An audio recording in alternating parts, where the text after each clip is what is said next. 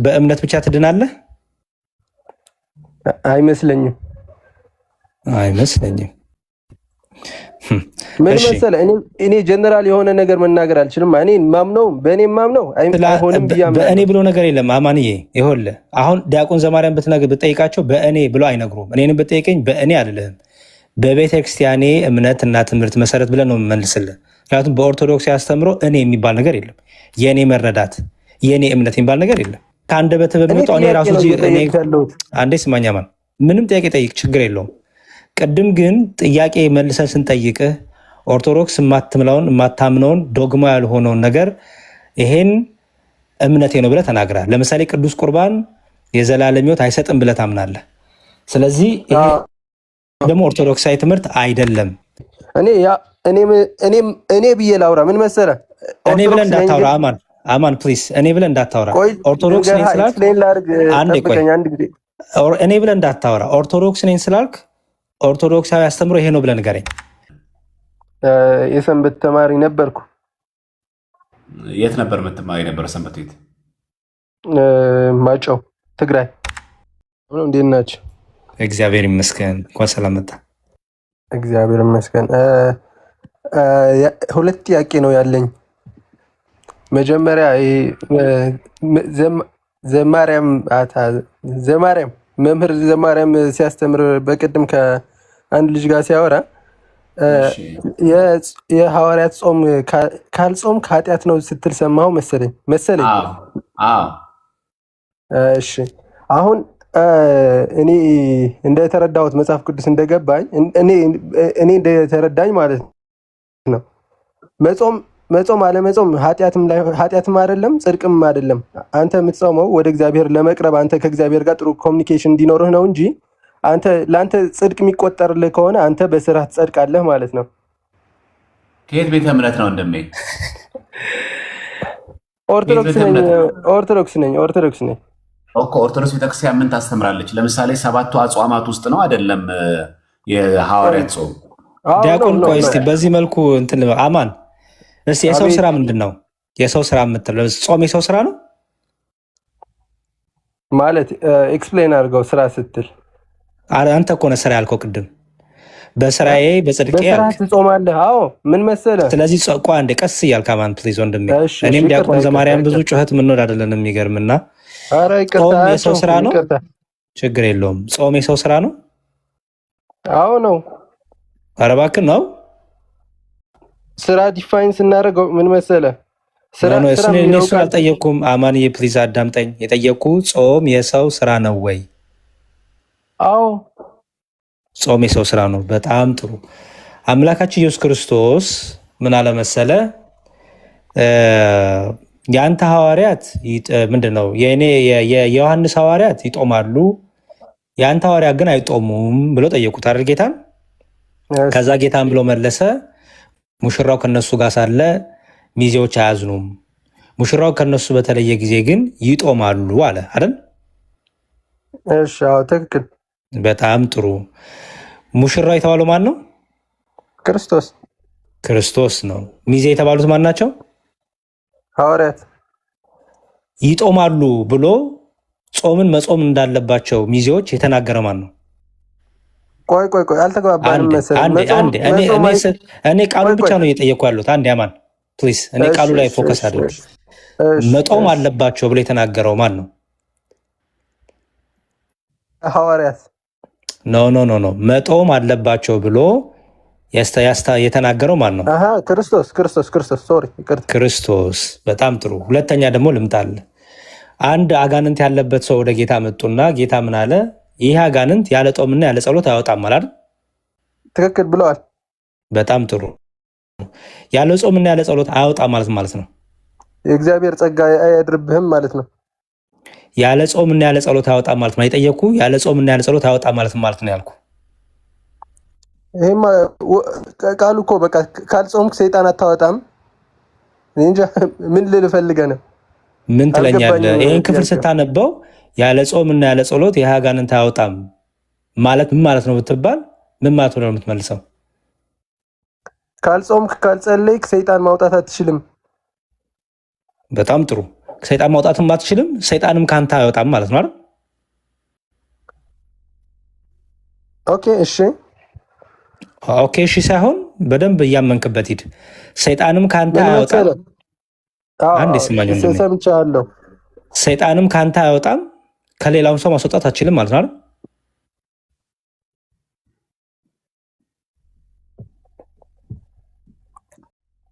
ሰይጣንም ከአንተ አይወጣም፣ ሰይጣንም አታስወጣም ከሌላ ሰው ማለት ነው። ከጾም የጾምና የጸሎት ህይወት ከሌለ አይደል?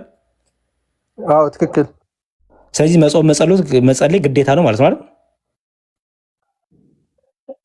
መጾም መጸለይ ግዴታ አይደለም እንኳ አይደለም ያልኩት እኔ እያሳየሁህ ነው። በጣም ጥሩ። ስለዚህ ለክርስቲያኖች ጾም፣ ጸሎት አጋንንትን የሚዋጉበት አጋንንትን የሚያወጡበት ኃይላቸው፣ ብርታታቸው፣ ግዴታቸው የሆነ ህይወት ነው አይደል? አዎ ነው። በጣም መልካም። እዚህ ውስጥ አሁን አስተውል። እዚህ ውስጥ አሁን የሰው ስራ እስካሁን የተማማርን ውስጥ የሰው ስራ የሆነውን አሳየኝ።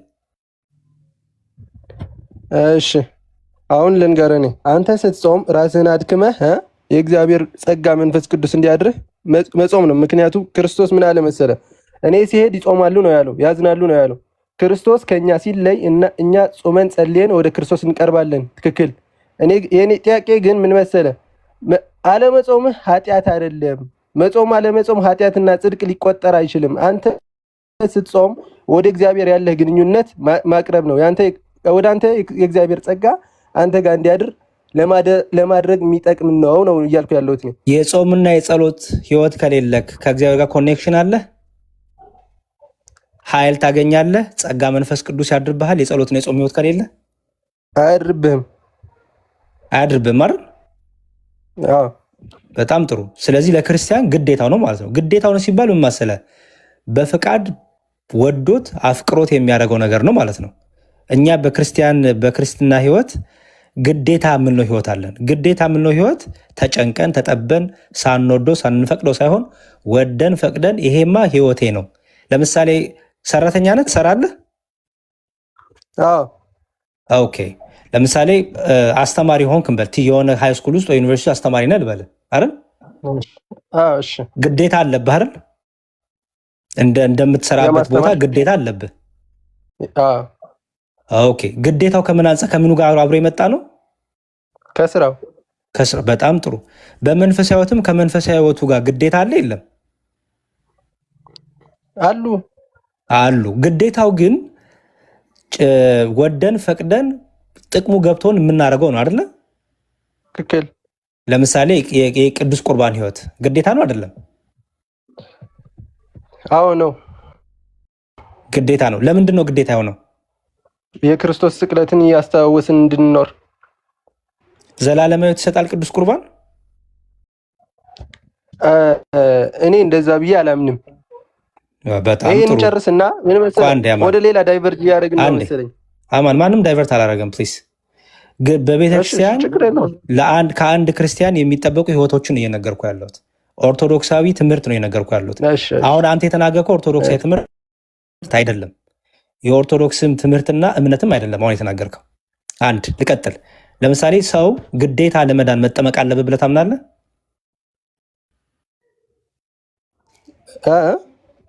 አንድ ሰው የዘላለም ህይወትን ለማግኘት መጠመቅ ግዴታው ነው ብለህ ታምናለህ? አዎ ግዴታ ነው። መንፈስ ቅዱስ ማደር አለበት አንተ ጋር። ስለዚህ ጥምቀት ለድነት ነው ብለህ ታምናለህ?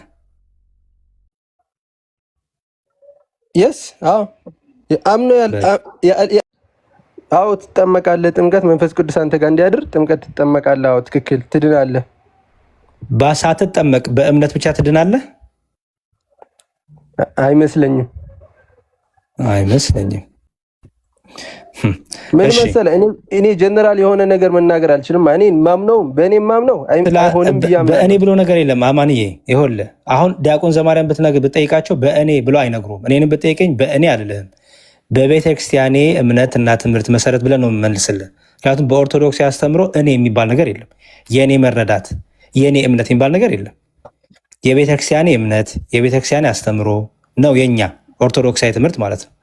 አንተ አሁን ከኦርቶዶክሳዊ ልመለስ፣ ችግር የለውም። ሜይ ቢ ያልገባ ያልተረዳኸው የቤተክርስቲያኗ ትምህርት ያልገባ ነገር ካለ እሱ እናግዝሃለን። ግን ኦርቶዶክስ ነኝ ብለህ ኦርቶዶክሳውያኑ ግዴታዎችን የአንድ ኦርቶዶክሳዊ የሆነ ክርስቲያን አማኝ ግዴታዎችን እኔ ግዴታ አይደለም እያልክ ስለሆነ እሱን እያጣራን ያለ ነው። ወደ እንትኑ ወደ ጾሙ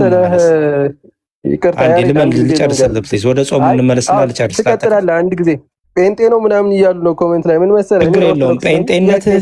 አንዴ ስማኝ ማለት ጴንጤነትም ሆነ ኦርቶዶክስነት የሚታወቀው ሰዎች ጴንጤ ኦርቶዶክስ ላሉ ሳይሆን ከአንደበት በሚወጣው ትምህርትና ምስክር ነው። ስለዚህ ከአንደበት በሚወጣው እኔ ራሱ አንዴ ስማኝ ማለት ምንም ጥያቄ ጠይቅ፣ ችግር የለውም።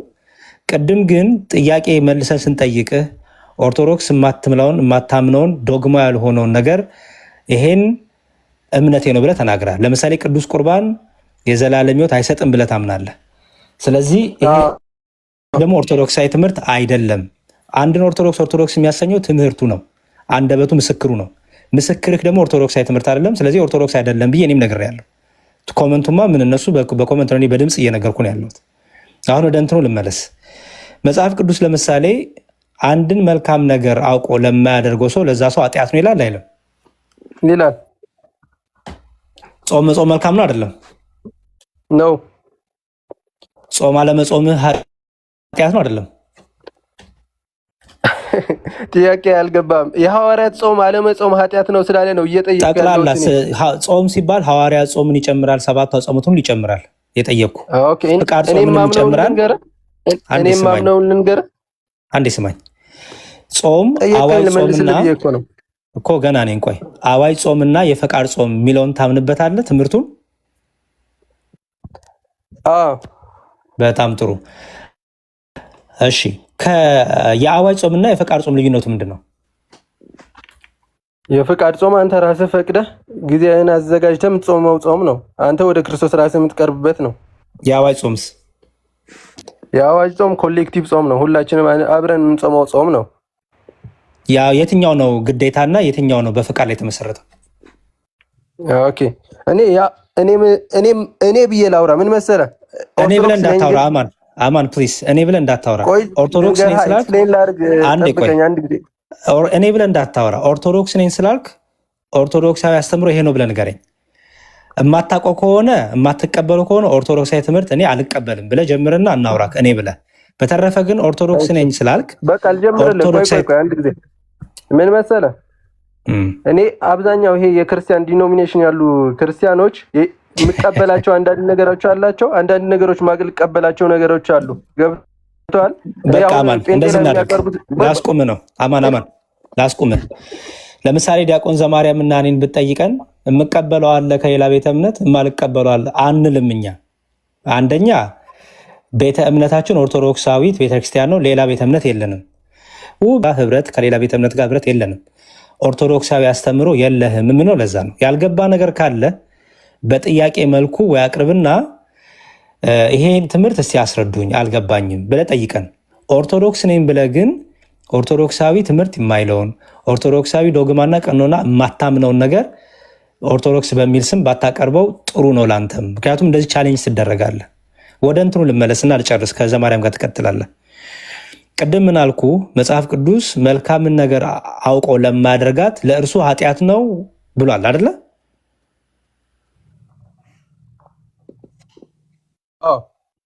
በጣም ጥሩ። መልካምን ነገር አለማድረግ ኃጢአት ነው ወይስ አይደለም? ኃጢአት ነው። በጣም ጥሩ። ጾም መልካም ነገር ነው አይደለም? ነው። ጾም አለመጾም ኃጢአት ነው አይደለም?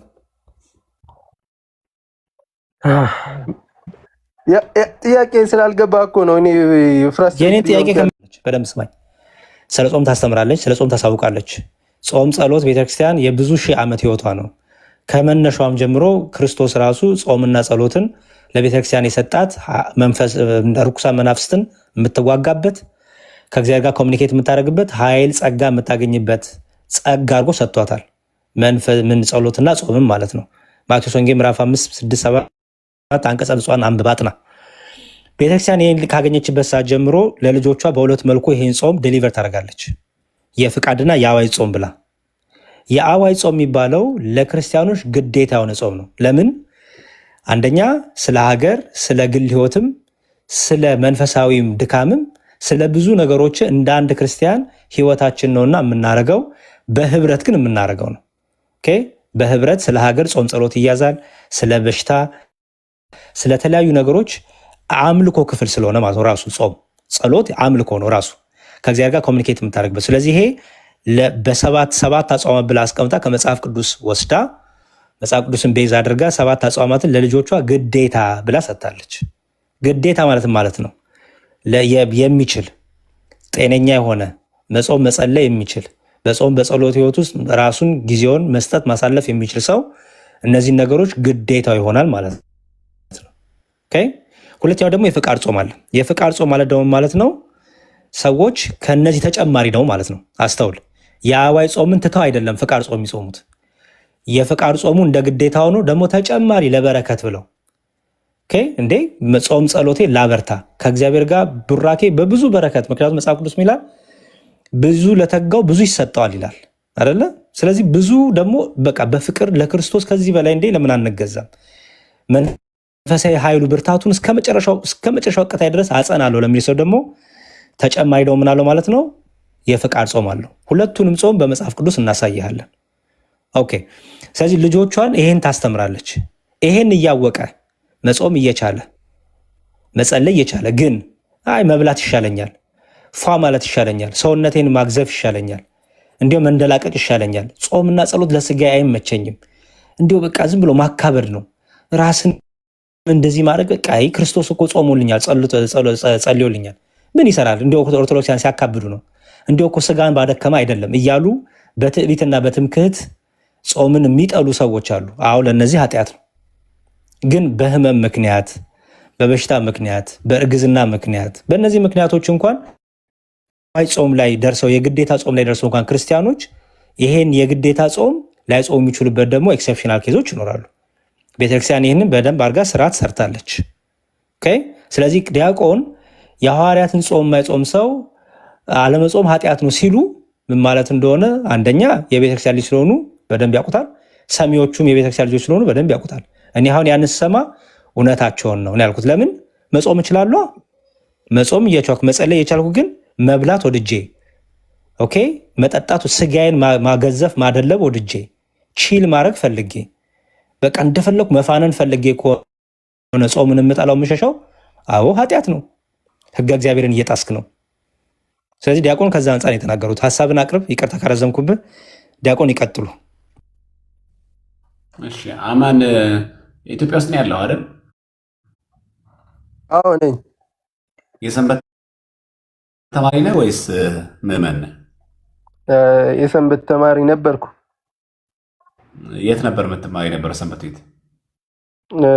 ማጨው ትግራይ። ጥሩ። ሰንበት ቤት ስትማሩ ስለ አዋጅ አጽዋማት ተምራችኋል? አዎ። የአዋጅ አጽዋማት እነማን ናቸው? ስንት ናቸው? ሐዋርያት አለ። ይሄ ጥሩ። ስለዚህ የሐዋርያት ጾም የአዋጅ ጾም ነው አይደል? ትክክል ነው። ጥሩ። ከአዋጅ ጾም ውስጥ የሐዋርያት ጾም አለመጾም ይቻላል ብላችሁ ተምራችኋል? ኃጢአት ነው ብዬ ግን አላምንም። አንተ አለመጾምህ ግን እንዴት ኃጢአት ይቆጠርብሃል? አማን ቆይ፣ አንተን ስለ አንተ እምነት አልጠየቅኩም እኔ። አንተ የምታምነው ሳይሆን የተማርክበትን ሰንበቴት ነው እየጠየቅኩ ያለሁት። ተረጋጋ። ቆይ አሁን ስሜታ የሆነ አትመልስና ስትመልስ ረጋ ብለህ አውራ። ምናልባት ቶንህ ከሆነ ድምፁ ደግሞ ሆት ሆነ ቶኑን ቀንሰውና ረጋ ብለህ መልስልኝ። አንተ ሰንበቴት በምትማርበት ጾመ ሐዋርያትን አለመጾም ችግር የለውም ብለህ ተምረሃል? ኃጢአት አይደለም ብለህ ተምረሃል? አልተማርንም። ጥሩ። አንተ ከየት አመጣህ ይሄን ምልከታ? እኔ ባለፈው ሳነብ በአንደኛ ቆሮንቶስ ላይ 8:8 ያለውን አንብብልኝ። እዛ ጋር ምን ይላል መሰለህ? ምግብ ለእኛ ድህነት መብላታችን አለመብላታችንም የምናተርፈው ነገር የለም ሚል አለ። ከዛ የሆነ ሰው ጾመም አልጾመም ኃጢአት ይቆጠርበታል ብዬ እኔ እንደማምነው ምለው እኔ ኦርቶዶክስ እንደዚህ ነው ብዬ ለመናገር ስለማልፈልግ ነው። ገብቶሃል? ስለማይሆን ጭምር ነው። በቤተክርስቲያን ትምህርት የማስተካከል ያለብን ነገር ልንገርህ። ቆይ እንኳን በኦርቶዶክስ እምነት በፕሮቴስታንት ሆኖ አንድ ሰው ባለበት ዲኖሚኔሽን የመናገር ግዴታ አለበት። ኦንሊ ጂሰስ ከሆነ ቆይ አዳምጠኝ፣ ሚዩት አድርግና አዳምጠኝ። ኦንሊ ጂሰስ ከሆነ የኦንሊ ጂሰስን አስተምሮ ነው የሚናገረው። ሉተራያን ከሆነ የሉተራያን ነገር ነው የሚናገረው። በደንብ ስማኝ። ካልቪኒስት ከሆነ ሪፎርምድ የሚባሉት እነዛ ከሆነ ሪፎርምድ ነው የሚናገረው። ሪፎርምድ የማያወሩትን ካልቪኒስቶች የማያወሩትን ካልቪኒስት ነኝ ብሎ መናገር አይቻልም። ሉተራያን ከሆነ የሉተራያንን፣ ኦንሊ ጂሰስ ከሆነ የኦንሊ ጂሰስን ነው። አንተ ምንድን ነው ይመስለኛል አካሄድህ የእንትኑ ነው ፕሮቴስታንቶች ዲኖሚኔሽኖቹን የተወሰነ ቀንጨ መያዝ ነው ትፈልገው። ኦንሊ ጂሰስም ክርስቲያን ነኝ ይላል። ሪፎርምድም የሆኑት ክርስቶስ ለዓለም አልተሰቀለም ለተወሰኑ ሰዎች ነው የሚሉትም አለ፣ ሉተራያንም አለ። አንተ ከዚህ ውስጥ የግል ምልከታ ልትወስድ ማለት ነው። እምነት አልባነ ቤተክርስቲያን የምታስተምረው ትምህርት አለ፣ ግን ኦርቶዶክስ ነህ። ግን ምንድን የምታደርገው ኦርቶዶክስ ታስተምረው ነው። እዛ ውስጥ አንተም በፈለግከው መንገድ ልተረጉመው ማለት ነው። ያ ደግሞ አይፈቀድም። የሚፈቀደው ምንድን ነው? የኦርቶዶክስ ቤተክርስቲያንን ትምህርት በሚገባ መማር ነው። አሁን በትምህርት እናምጣው። ለምሳሌ ጾም የስጋ ስራ ነው ወይስ መንፈሳዊ ነው? የመንፈስ ፍሬ ነው። እርሳ ድገምልኝ። ጾም ምንድን ነው ያልከው? የመንፈስ ነው ወይስ የስጋ ነው ያልከው? የስጋ ስራ። ለምሳሌ ገላትያ 5 ላይ የተጠቀሰው የስጋ ስራ ነው ወይስ መንፈስ ፍሬ ነው? ጾም የመንፈስ ስራም ሊሆን ይችላል፣ የስጋም ሊሆን ይችላል። ስለምትጾም ራስህን ስለምትጎዳ በስጋ ማለት ነው። የስጋ ስራ ይሆናል ጾም? ስራ ሳይሆን ራስህን የምትጎዳለህ ነው እያልኩ ያለሁት። ስራው የመንፈስ ነው። ላስነበብ ትንሽ አይ ቲንክ በንባብ የተሻለ ይመስለኛል። በመጽሐፍ ቅዱስ እያነበብን ያው ለማዳን ነው። እሺ አንተ ለመርዳት እየሞከርን አይ ቲንክ ይመስለኛል። እንትኑም የተሐድሶ መናፍቃን ጋርም የተገናኘ ይመስለኛል። አይ ቲንክ ኤኒሃው ስለምናውቀው በትግራይ ክልል አሁን ያለው ጉዳይ ስላለ አይ ቲንክ ለዛ ነው። ኤኒሃው እንቀጥል እስኪ በእውቀት እናድርገውና እስቲ አብረን እያነበብን ትነግረኛለህ። ሐዋርያው ቅዱስ ጳውሎስ ከተናገረው ነው የምጠቅስልህ።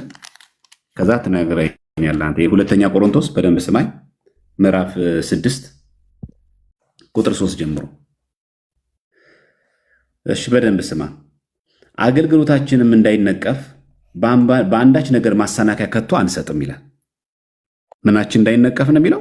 አገልግሎታችን እንዳይነቀፍ በአንዳች ነገር ማሰናከያ ከቶ አንሰጥም። ያ ማለት በር አንከፍትም፣ እድል ፈንታ አንሰጥም። ሰዎች እኛ የሚነቅፉብን መንገድ አንፈቅድም። ምናችን እንዳይነቀፍ፣ አገልግሎታችን እንዳይነቀፍ። ነገር ግን በሁሉ እንደ እግዚአብሔር አገልጋዮች ራሳችን እናማጥናለን። እንደማን? እንደ እግዚአብሔር አገልጋዮች። እንደ እግዚአብሔር አገልጋዮች ፐርሶናሊቲን በደንብ ስማው። እንደ እግዚአብሔር አገልጋዮች ራሳችን እናማጥናለን። እሺ በብዙ መጽናት። በብዙ መጽናት የእግዚአብሔር አገልጋዮች መገለጫ ነው አይደለም? አዎ ነው።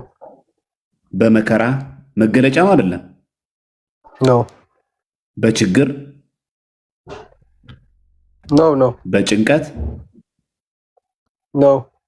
በመገረፍ ነው። እሱ በወህኒ ነው። በሁከት፣ በድካም፣ እንቅልፍ በማጣት፣ በመጦም ይላል። ጾም የእግዚአብሔር አገልጋዮች መገለጫ ነው አይደለም? ነው። ነው። ስለዚህ ጾምን በመጽሐፍ ቅዱስ ከእግዚአብሔር አገልጋዮች መገለጫዎች ውጭ የስጋ መገለጫ ሆኖ አገልግለዋል።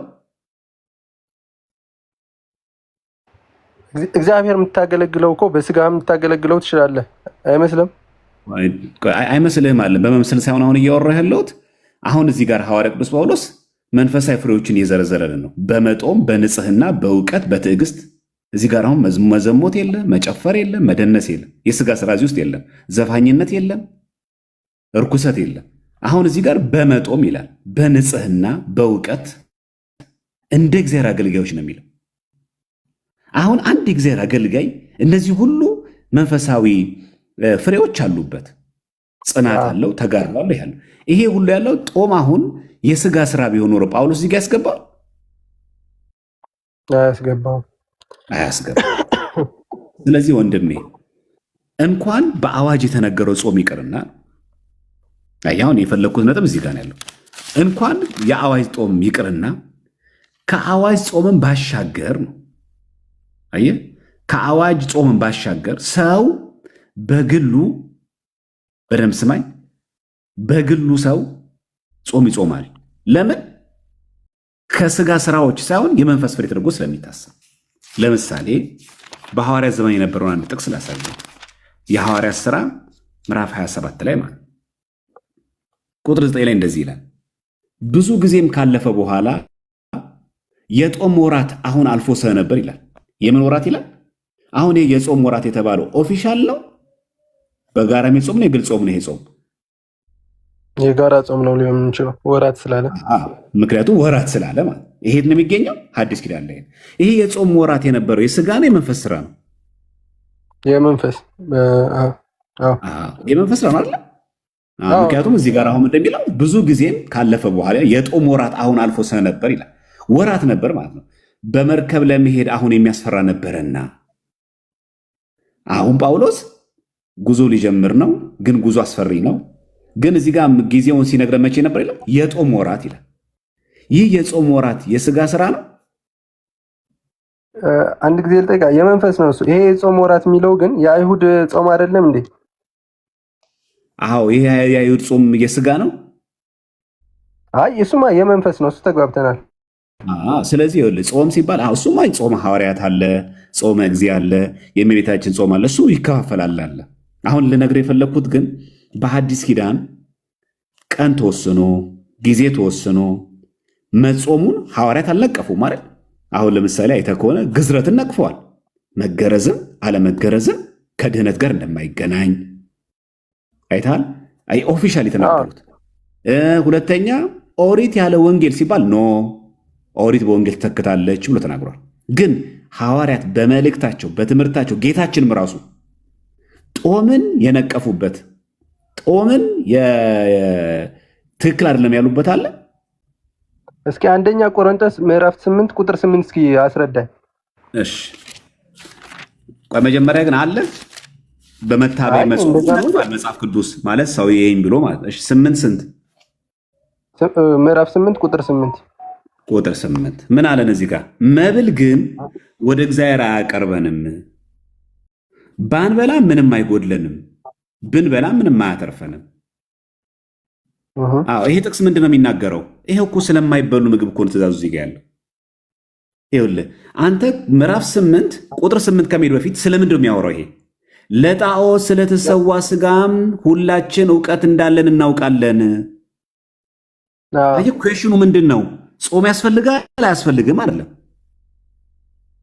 አየህ ጉዳዩ የግል ጾም ያስፈልጋል አያስፈልግም። ይሄ በዚህ በኩል ብጾም ጥቅም አለው፣ ጾም በዚህ በኩል ጾም ትጎዳለህ አይደለም ጥቅሙ። እሱ አለም የተቀመጠው ምንድን ነው? ለጣዖት ስለተሰዋ ስጋ መብላት አለመብላት ነው።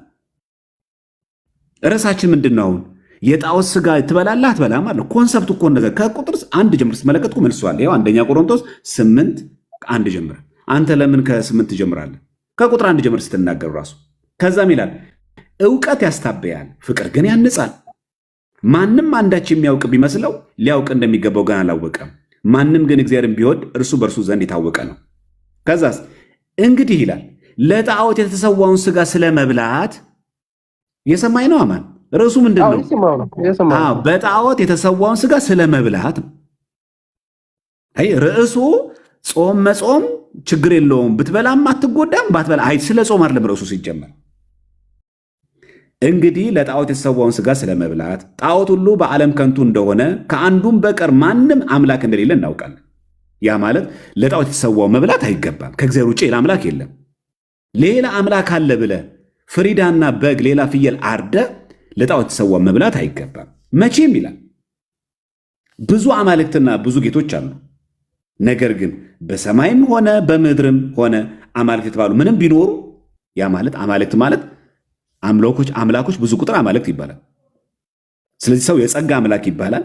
እናንተ አማልክት ናችሁ ብሎ የለም መጽሐፍ ቅዱስ ላይ እኛን ዮሐንስ ወንጌል ምዕራፍ 10 ላይ አማልክት። ስለዚህ በሰማይ በምድርም መላእክት በሰማይ መላእክት አሉ፣ በምድርም እኛ አለን። ቢሆንም ግን ነው ይኸው እዚህ ጋር በሰማይም ሆነ በምድርም ሆነ አማልክት የተባሉ ምንም ቢኖሩ ለእኛስ ነገር ሁሉ ከእርሱ የሆነ እኛም ለእርሱ የሆንን አንድ አምላክ አብ አለን።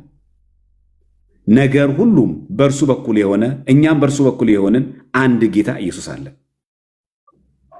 አየህ ምንም ቢሆን የጸጋ አማልክት ብንባል እኛ አማልክት ዘበጸጋ ቢባሉ መላእክት ግን የሁላችን ፈጣሪ ግን ማን አለ? እግዚአብሔር አለ። የሁላችን ጌታ ክርስቶስ አለ። አሁን የርዕስ ስለ ጾም ነው ወንድሜ። አሁን እስካሁን ትክክል። ስለዚህ ከአውዱ ጋር የሚገናኘ ስለዚህ ምን አለን እዚህ ጋር ለጣዖት የተሰዋውን ሰዎች ቢበሉ ምን ችግር አለው? ምን ያመጣል? ምን ሳይድ ኢፌክት አለው? መብላት አለመብላት ምንድን ነው? ምንድን ነው የሚያመጣው? ያረክሳል ወይ? ጥያቄው ይሄ ነው። ከዛ ስትቀጥል አሁን መቀጠል ነው። ጊዜ ካለን እንቀጥል። ከዛ ምን አለን? ነገር ግን ይህ እውቀት በሁሉ ዘንድ አይገኝም። ይሄ እውቀት ሁሉም ጋር የለም። አንዳንዶች ግን ጣዖት እስካሁን ድረስ ስለለመዱ ለጣዖት የተሰዋ ነው ብለው ይበላሉና ሕሊናቸው ደካማ ስለሆነ ይረክሳል። እንትኑን ባርከ ስለበላው እኮ አያረክስም፣ ግን ለጣዖት የተሰዋ ነው ሲባል ሕሊና ግን ይረክሳል። መብል ግን ወደ እግዚአብሔር አያቀርበን። ስለበላኸው ያን ነገር አትቀርብም፣ ስላልበላህ ደግሞ አይጎዳም። ዳሩ ግን እዚህ ጋር ላይ ዳሩ ግን ይህ መብታችሁ ለደካሞች እንቅፋት እንዳይሆንባችሁ ተጠንቀቁ። ለምሳሌ ቻይና ሄደን ወንጌል ብንሰብክ አሳማ ይበላሉ። አሁን እኛ ሄደን ቻይናዎች ሆይ መጀመሪያ ወንጌል ለመቀበል ከፈለጋችሁ አሳማ መብላት አቁሙ ነው የምንለው። ምክንያቱም የክርስትና ዋና ዓላማ የአንድን ሀገር የአመጋገብ ስርዓት መቀየር አይደለማ። ከዛ ምንድን የሚለው እንደውም ጳውሎስ ይሄ ለጣዖት የተሰዋ ስጋ መብላት ችግር የለውም አይደለም እኮ የሚለው። አረ በጣም በከበደ ሁኔታ የሚያስረው እዚህ ጋር አንተ እውቀት ያለህ በጣዖት ቤት በማዕድ ስትቀመጥ አንድ ሰው ቢያይህ ደካማ ሰው ቢሆን ለጣዖት የተሰዋውን ለመብላት ሕሊናው አይታጸንበትም? አይታነጽበትም? ይላል። አይሰናከልም? በአንተ እውቀት ይህ ደካማ ይጠፋል። እሺ፣ እርሱም ክርስቶስ የሞተለት ወንድም ነው። እንዲሁም ወንድሞችን እየበደላችሁ ደካማም የሆነውን ሕሊናቸውን እያቆሰላችሁ ክርስቶስን ትበድላላችሁ። አየህ፣ ማሰናከል አይቻልም። እንኳን አሳማ ቀርቶ ነው። ይቀጥልና ሲያከብረው ስለዚህም ይላል መብል ወንድሜን የሚያሰናክለው ከሆነ ወንድሜን እንዳላሰናክለው ለዘላለም ከቶ ስጋ አልበላም። ለመቼ? ለዘላለም። እንኳን ለጣዖት የተሰዋ ይቅርና የከብት ስጋ ስበላ የተፈቀደልኝን እኮ ነው። የፍየል ስጋ ስበላ የሚያሰናክለኝ ከሆነ ለዘላለም ከቶ ስጋ አልበላም። አለቀ ምዕራፉ። እዚህ ጋር ስለ ጾም ሽታውም የለም። ኮንሰፕቱም ርዕሱም የተነሳው ጳውሎስ ምኑ ጋር ነው? ለጣዖት የተሰዋውን መብላት አለመብላት ያረክሳል አያረክስም፣ ሌሎች ሰዎችን ያሰናክላል አያሰናክልም ነው ካነሳው ርዕስ ጋር። አሁን ልቀጥልልህ። ከዛ እሺ፣ አሁን ለምሳሌ ቻይና ሀገር ሂደ ለምሳሌ አንተ ራስህ ያነሳው ማለት ነው። መጀመሪያ አማን ወደ ቻይና ከመሄድ በፊት መጀመሪያ ይሄ ጥቅስ ስህተት ነው አይደለም? እሱ ላይ ነኝ። ትክክል ጠዋት ነው እሱ። ልቀጥልልኝ ነው። ቆይ አማን እየታመን እንሂድ። ቆይ መጀመሪያ ይሄንን ጥቅስ አሁን ለጾም መጥቀስ ስህተት ነው አይደለም? አይደለም ስህተት ነው ማለት ነው አይደል? አይ ይሄንን ጥቅስ ነው ችግር የለም። ይሄንን ጥቅስ ለጾም መጥቀስ ስህተት ነው አይደለም? ነው ቀይስ ይሄንን አርም ነው። አሁን ቀጥል፣ ጥያቄ ጠይቀኛ። ኦኬ ከዚህ ይሄ ቀጥለ ያነበብከው ለምሳሌ ሂደህ ስጋ የሚበሉ ካልቸር ያላቸው ሰዎች ሂደህ ስጋ አትብሉ ማለት አትችልም። ስለዚህ የእነሱ ካልቸር ስጋ መብላት ከሆነ ክርስቶስን ተቀብለው ባይጾሙ ኃጢአት ይቆጠርባቸዋል። ይሄ እኮ ስለ ጾም አለ የሚናገረው። ይሄ እኮ ስለሚበላውና ስለማይበላው እኮ ነው። አልገባህም ማለት ነው አማን። አሁን ቅድም ጠቀስኩት ልጅ ቻይናዎች ባይጾሙ ችግር የለውም አላልኩም። ግን የአሳማ ስጋ እየበሉ ግን የሚኖሩ ከሆነ ከጾም ውጭ በሆነ ቀናት ልክኛ የከብት ስጋ እንደምንበላው ልክኛ የበሬ ስጋ እንደበላው ባህላቸው ቢሆን እንደኛ የከብት እኛ የምንበላቸውን እንስሳቶች ብቻ ብሉ ብለን አንልም ነው። ጾም አለመጾም መብታቸው እኮ አይደለም። አይ አለመጾም አይደለም ያወራሁልህ እኔ። መብሉ ግን በእኛ ሀገር አሳማ ስጋ አይበላም፣ ርኩስ ነው እያልኩ ያሉት። ሰውን ያረክሳል። ያ ማለት ከህሊና አንጻር ስጋው አይደለም የሚያረክሰው። ሁለተኛ ነገር ደግሞ ሰው ይሰናከላል። ሐዋርያው ቅዱስ ጳውሎስ ምን አለ? በአንተ እውቀት ደካሞችን ታሰናክላለህ። አንድ እንጂ በሐዲስ ኪዳን የሚያረክስ ነገር ሆኖ አይደለም። ስለዚህ ቻይናዎች ጋር ስንሄድ ያልኩ አመጋገባቸው እንዲቀይሩ አናረግም ነው እንጂ ያልኩት ጾም ባይጾሙ ችግር የለውም አላልኩ። ሁለቱ ነጥብ ገብተዋል። መጀመሪያ ጾም ባይጾሙ ችግር የለውም አላልኩም። አይተሃል? የጾም ችግር ስለ ጾም አይደለም የሚያወራው መብሉ ላይ ግን ነው እዚህ ጋር የጳውሎስ የተናገረው። በአንተ እውቀት ይህ ደካማ ይጠፋል። የጠፋው ለምንድን ነው? ጣዖት ቤት ቁጭ ብለህ ለጣዖት የተሰዋውን ስጋ በላ። እንዴት እንደዚህ ይበላሉ? ተሰናከለ ሰው። ለምንድን በነገራችን ላይ ሐዋርያት በትእዛዝ ራሱ በሐዋርያት ስራ ላይ ለጣዖት የተሰዋውን እንዳንበላ ያደረጉ? ስጋው እኮ ረክሶ እኮ አለ። በሬ እንኳን ቢሆን የተፈቀደው እኮ ነው። ፍየል እንኳን ቢሆን ለጣዖት የተሰዋ አይበላም። ለምን? ጣዖቱን እንደ ሰርቲፋይ እንደማድረግ ነው። ምክንያቱም የተሰዋው ለጣዖት ነው። ያንን ስትበላ ጣዖቱን እንደማምለክ አድርጎ ስለሚቆጠር ነው። ለዛ የቀረበ ነው በሬው። ስጋውን አንተ በላኸው እንጂ ደሙ መስዋዕትነቱ የቀረበው ለማን ነው? ለጣዖቱ ነበር። ስለዚህ ለጣዖት የተሰዋውን ስትበላ ጣዖት አምልኮትነትን ሰርቲፋይ ያደረክ ማለት ነው። ለዛ አይፈቀድም ነው። አሁን እኔ ቅድም የነገርኩህን የቻይናዎች የነገርኩ በተለያየ ሀገር በዓለማችን የተለያየ አመጋገብ ስርዓት አለ። የተለያየ ምግቦች አሉ። የክርስትና ዋና ዓላማ የአንድን ሀገር የአመጋገብ ስርዓት መቀየር አይደለም ነው ያልኩህ እንጂ ማንኛውም ክርስቲያን የሆነ ሰው የማይጾም ማንም የለም። አህታ ቤተክርስቲያናት ብትመለከታቸው ኦሪየንታል ቤተክርስቲያናት ማለት ነው። ኢቭን ምስራቃውያን ጾም ማይጾም ማንም የለም። አመጋገብ ስርዓታችን ግን እንደኛ ሁሉም የከብት ስጋ ነው የሚሉት ማለት አይደለም። የአመጋገብ ስርዓት ይለያያል። ዓላማው አመጋገብ ስርዓት መቀየር ሳልሆነ አንተ የጠቀስከው ይሄንን አንደኛ ለጾም ይጠቀስ አይደለም። አንድ ሁለተኛ ቅድም የሰጠው ምሳሌም ለጾም ይተሰጥ አይደለም።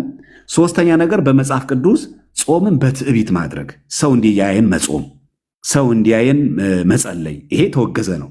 ለምን ሰዎች እንዲያዩዋችሁ ነው ያለው እንጂ ጾሙ ኃጢአት ነው አላለም። እንደዛ ከሆነማ ክርስቶስ እኮ 40 ቀን ሌሊት እኮ ጾሟል። በረከት አይፈልግም፣ ረድኤት አይፈልግም፣ ቅድስና አይፈልግም። ራሱ በባህሪው ቅዱስ ነው፣ ግን ጾሟል። ለምን? ለእኛ ምሳሌ ለመሆን ነው፣ አብነት ሊሆን እንጂ ጌታ ጾሞ የሚጨመርለት ነገሩ ኖሮ አይደለም። ስለዚህ ጾም በራሱ የስጋ ስራ ከሆነ ለመጀመሪያ ጊዜ የስጋ ስራ ያደረገው ማን ነው ልንል ነው።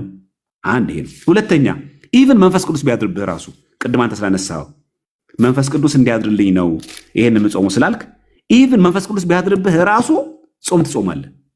ይሄው እዚህ ጋር ለምሳሌ የሐዋርያት ሥራ 13 ላይ ምን ይላል? እዚህ ጋር መንፈስ ቅዱስ እነዚህም ጌታን ሲያመልኩና ሲጾሙ መንፈስ ቅዱስ በርናባስና ሳውልን ለጠራኋቸው ሥራ ለዩልኝ አለ። በዚያን ጊዜም ከጦሙ ከጸለዩ እጃቸውንም ከጫኑ በኋላ አሰናበቷቸው። ለምን?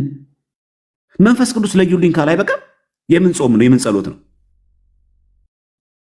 አየህ፣ አሁን እዚህ ጋር ራሱ መንፈስ ቅዱስ ማንና ማን ለይን? ለተለየ ዓላማ በርናባስና ሳውልን ለጳውሎስን ለዩልን አለ።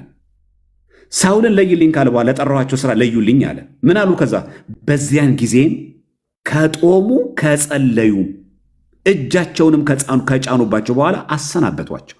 ጾመ ሐዋርያት ማለት ይሄ ነው።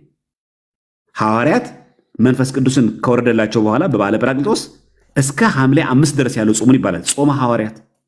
ሐዋርያት ወደ ሀገረ ስብከታቸው ከመሄዳቸው ፊት ጾመዋል። ይሄ ነው መነሻችን። ተለይተው እንኳን በቃ መንፈስ ቅዱስ መርጦኛል፣ መንፈስ ቅዱስ አድሮብኛል፣ ከዚህ በኋላ ምን ያስፈልገኛል? ሄጄ ልስበክ አሉ። ከጾሙ ከጸለዩ በኋላ እነሱ እንኳን እንደዚህ ሆነው እንኳን ሐዋርያት መንፈስ ቅዱስ እንደዚህ በግልጽ ለተለየ ዓላማ ፈልጓቸው መርጧቸው አድሮባቸው እንኳን ከጾሙ ከጸለዩ እኔ እናንተ ደግሞ አስበው በሐዋርያትና በነቢያት መሰረት ላይ ከታነጽን እኔ እናንተ መጾምና መጸለይ ግዴታችን ይሆናል ማለት ነው። ስለዚህ እዚህ ጋር ራሱ ከጾሙ ከጸለዩ በኋላ ይላል እንጂ አይጾሙ ችግር የለውም መንፈስ ቅዱስ እኮ እንዲያድርብህ ነው የሚፈልገው፣ ሌላ ካደረብህ ምን ያደርጋል አልተባሉ። ጾመዋል። እዚህ ጋር ጳውሎስም ቅድም እንዳለው ጾመዋል እና በራሳችን እናማጥናለን እንደ እግዚአብሔር አገልጋዮች ብሎ አንዱ ስራ የነበረው ምንድነው? መጾም ነበር። እና ወንድሜ ቅድም የጠቀስከው ጥቅስ ከጾም ጋር የሚገናኝ አይደለም። አንድ ሁለተኛ በተቻለ መጠን እንደኔ የሚለው ነገር አስወጣ ከውስጥ። ኦርቶዶክሳዊ ትምህርት እንደኔ ብሎ አያስተምርም። ክልክል ነው እንደኔ ብሎ መናገር። ምንድነው የምናደርገው እኛ? መጽሐፍ ቅዱስ የሚናገረውን የቤተክርስቲያን መምህራንን አባቶች የሚያስተምሩንን የቀደምት አባቶች ያስቀመጡልንን በቅዱስ ትውፊት መሰረት የተሰጠንን መቀበል ብቻ ነው።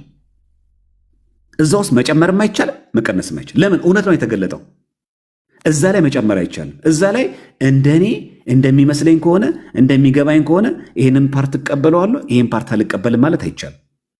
ቤተክርስቲያን ያስቀመጠችው ነገር ሙሉ ዋጥ አድርገን የምንቀበለው ቢጎረብጥም ማለት ነው።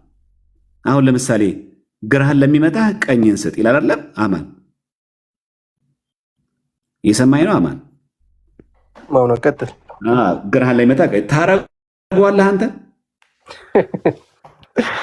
እውነት ልነጋገር አሁን ለቀልድ ሳይሆን የምሬን ነው የምጠይቅህ። አሁን የእግዚአብሔርን ቃል እንትኑ ልነግርህ አይከብድም? እችላለሁ። ይከብዳል ግን የእግዚአብሔር ቃል ነው አይደለም ነው። አሁን አንተ አንድ ሰው መጥቶ በጥፊ ቢያጮልህ እንካ ትለዋለህ? አታረግ። አሁን ባታረግ አንተ ስላራራርከው ግን ቃሉ ውሸት ነው አይደለም? እሱማ አይደል? እውነት ነው። አየህ አሁን ተመልከተው። የእግዚአብሔርን ቃል የምንቀበለው ስለ ጣመን አይደለም። በጣም ነው የሚመረው እኮ ይሄ። ምንም ሳታጠፋ ምንም ሳታረገው ዝም ብሎ ግንፍል ብሎ በጥፊ ቢያጮልህ እንካ ይህንን አትለው። በጣም ነው የሚከብደው አይደል? ለምንድን ነው የከበደህ ግን? አይ መንፈሳዊነታችን ስላልተቀራ ግን አሁን እኛ ምን ብለን ልናገር ይቻላል?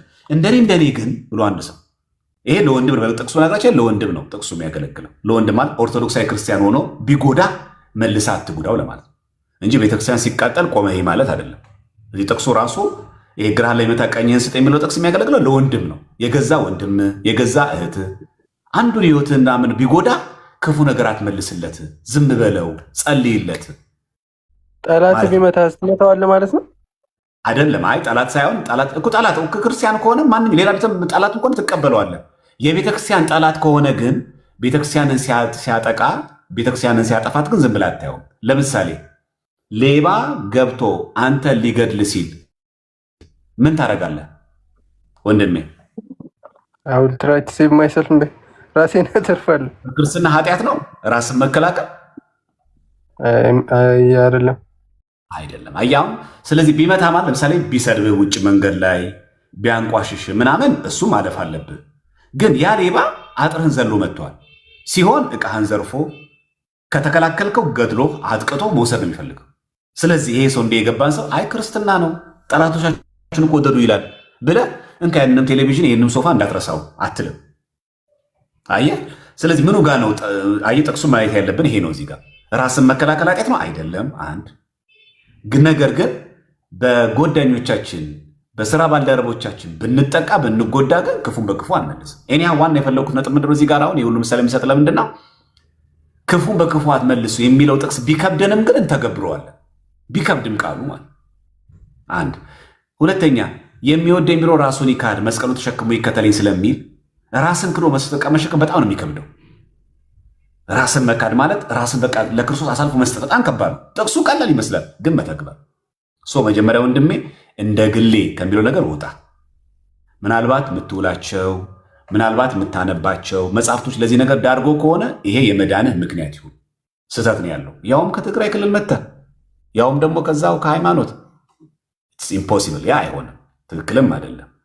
ያ አንተ እንደውም ተሽለህ በድቁና በክህነቱ በርትተህ አገልግለህ ሌሎች የሚሳሳቱ ሰዎችን ጭምር በማዳን ደረጃ እዛ ደረጃ ላይ መድረስ አለብህ እንጂ አሁን ደግሞ በዘመነ ቲክቶክ በጣም ሰው በሰለጠነበት የፕሮቴስታንት አስተምሮ እርስ በርሱ ፍርክስክስ በወጣ በዚህ ወቅትማ እንደኔ ብለን ማሰብ ከጀመርንማ በጣም ትልቅ እንትን ያመጣል። ስለዚህ እንደ ቦታው እንደሚመጠነን ቦታ ነው።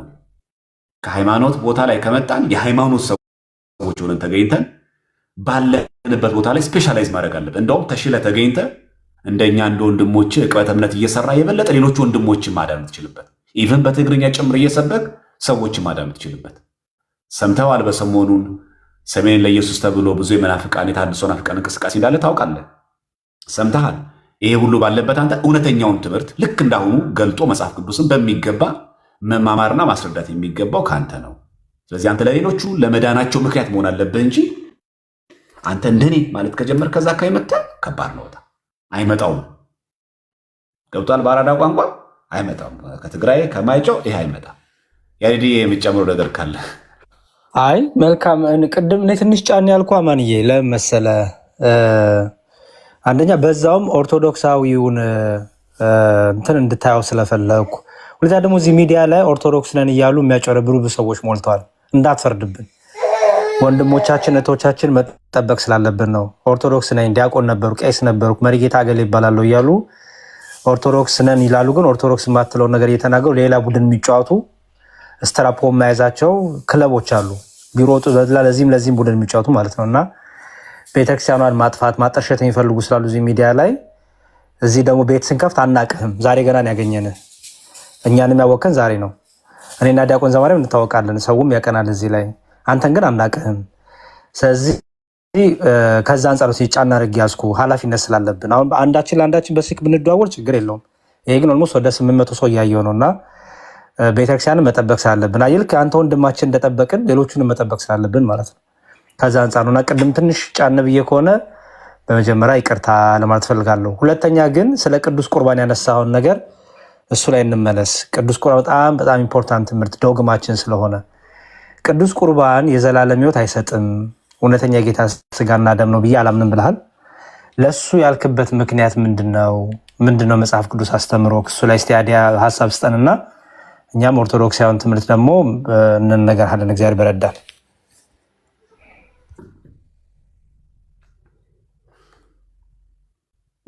በቆሮንቶስ ላይ እያነበብኩ ምን ይላል? ይሄ የክርስቶስ መታሰቢያ አድርጉት ነው የሚለው።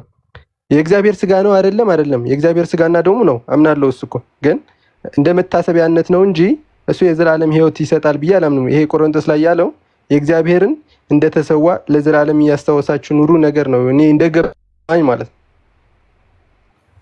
መታሰቢያ ማለት ነው። መታሰቢያ የሚለው መጀመሪያ ፍታው። መታሰቢያ ሲባል ለምሳሌ አንተ ልደትን መታሰቢያ ታደርጋለህ አይደለ? የልደት ቀንህን መታሰቢያ ታደርጋለህ። በልደት ቀንህ ያችን ቀን አስታውሰህ ሻማ አብርተህ እንደ አቅምህ ኬክም ገዝተህ ከዛ ደግሞ ምን ታደርጋለህ? ወይ እግዚአብሔርን ታመሰግናለህ። ብቻ የተወለድክባትን ቀን ታስባለህ አይደል? ይሄ እንደዚህ በማድረግ በማሰብ ከዘላለም ሕይወት ጋር የሚገናኝ ነገር አለው? የለውም። የልጄ ድምፅ ከረበሻችሁ እንግዲህ ይቅርታ ዲያቆን ወይ እርሶ መቀጠል ይችላሉ። ኧረ ይሁን እንዴ፣ ሁሉም ይደርስበታል እኮ እንዴ፣ ይደርስበታል። ያላገቡ እንደውም ይቅሩና አግብተው እንደዚህ እንዳለም ይወቁት። እሺ መልካም። አሁን ለመታሰቢያ ብለህ ለልደት ቀን ኬክ ታዘጋጃለህ፣ የተለያዩ ነገር ታዘጋጃለህ አይደል? እሱ ምድራዊ ምግብ ነው፣ ምድራዊ መጠጥ ነው። ብትበላው በቃ ምንም ለሰውነት እንዲያው አንዳንዱ በሽታ ያመጣብሃል እንጂ ከዘላለም ሕይወት ጋራ አይገናኝም አይደለ? ከጸጋ መንፈስ ቅዱስ ጋር ከጸጋ እግዚአብሔር ጋር አይገናኝም አይደል? አይገናኝም። በጣም ጥሩ መልካም። አሁን መታሰቢያ ማለት ነው አለን ማለት ነው። ሲፈታ በቁሙ ሪሜምብራንስ ይባላል በእንግሊዝኛው፣ ወይም መታሰቢያ ማለት ነው። ስለዛ ነገር ያን ነገር ምን እንደሆነ ምን እንደተደረገልህ በዛ ጊዜ ምን እንዳጋጥም ብቻ ብዙ መታሰቢያ በሚል ውስጥ ብዙ ምክንያቶች ብዙ ክስተቶች ያልፋሉ አይደል? በጣም ጥሩ። ጌታችን ኢየሱስ ክርስቶስ ኦኬ። አሁን ልጄ ማልቀስ ጀመረች። ዲያቆን በቃ እንግዲህ ይቀጥሉ። እሺ ወንድማችን አማንዬ አሁን የት ነው ያለው? መቀሌ ያለው። ኦኬ። አይ አዲስ አበባ ብትሆን በአካል አግኝቶ ለመማመር ለዛ ነው። እሺ ሰንበት እየተማርክ ነው አሁን? አሁን እየተማርኩ አይደለም። ለምን ተውከው? ሁኔታ አይመችም። እሺ ሰንበት ስትማሩ ሚስጥረ ቁርባን ተምራችኋል? አዎ ተምረናል። በስጋው ደግሞ ምን ምን ይገኛል? የሚገኙ ጸጋዎች ምንድን ናቸው? ድህነት፣ እሱማ ድህነት፣ የዘላለም ሕይወት አለ አይደለ? አዎ። እና አሁን እነዚህን የዘላለም ሕይወትነት እንደሚገኝ ጥቅስ ተጠቅሶ አልተማራችሁ ነበር? የዘላለም ሕይወት የሚል እኔ እንጃ አላስታውሰውም። በሰንበቴ ደረጃ ተው፣ ደውዬ እንዳልጠይቅ ተው፣ አንተ ሰውዬ ተው። በስጋው ደግሞ የዘላለም ሕይወት እንዳለው እኔ እንጃ ትላለህ። ጥቅስ ከመጽሐፍ ቅዱስ አውጥተዋል ነው ያልከኝ መስሎኝ ነው። አይ ልክ ነው። ሲጀመር የሰንበት ቤት ትምህርት እኮ በመጽሐፍ ቅዱስ ጥቅስ ነው። በስጋው ደግሞ የዘላለም ሕይወት ይገኛል የሚለው እኮ በጥቅስ ነው እንጂ ያለ ጥቅስ ዝም ብሎ አይደለም የሚተናገሩት፣ ብድግ ብሎ አይደለም የሚተናገሩት። እና አይ ማይጮውን አታስነቅፍ ብዬ ነው። ማይጮው ብለህ ተጣርተህ ያ ቦታ ላይ ተው እንጂ አንተ ሰውዬ። እሺ ጌታችን በዮሐንስ ወንጌል ምዕራፍ 6 ላይ ስጋዬን የበላ ደሜን የጠጣ ምን አለው ነው ያለው? የዘላለም ሕይወት። ያ ስጋ ወደ አማናዊ ነው አይደለም? ከዛ ቀጥሎ ያለው ግን የስጋውና ደሙ የሰው ስጋ እንዴት ይበላል ሲሉት ቃል እግዚአብሔር ቃል ነው የዘላለም ሕይወት አይደለም አላለም። እንደዛ አይደለም። እሱ ሙሉ እናነበው እንደ ቅድሙን። አሁን አየህ ይመስለኛል። አይ ቲንክ የታዙና ፍቃን ጓደኞች አሉ አይደል? አዎ አሉኝ ማለት ነው። ከእነሱ ጋር እየዋልክ ነው። በቃ ሙልከት ምኑ መንፈስም ጥያቄው ሙሉ እንደዛ ስለሚናገር ማለት ነው። እዚያች ናት አይዲያ ከዛ ጋር የተያዘችው። እሺ እስቲ መጀመሪያ ጥቅሱን እያስነበብኩ ላሳይ። እሱን እናድርግና አያችሁ የታድሶ ናፍቀ ምን ያክል አይምሮ እንደሚበክሉ ግን ለዛ ነው። ለዚህ ነው አሁን እኔ የምልህ ሁሉ ነገር ስታነበው በጥንቃቄና የቤተክርስቲያንን ትምህርት በሚገባ መመረዳት ይሁን የምልህ ለዚህ ነው። ቅድም ያልኩም ለዛ ነው። ካለ አውዱ አንድ ነገር መጥቀስ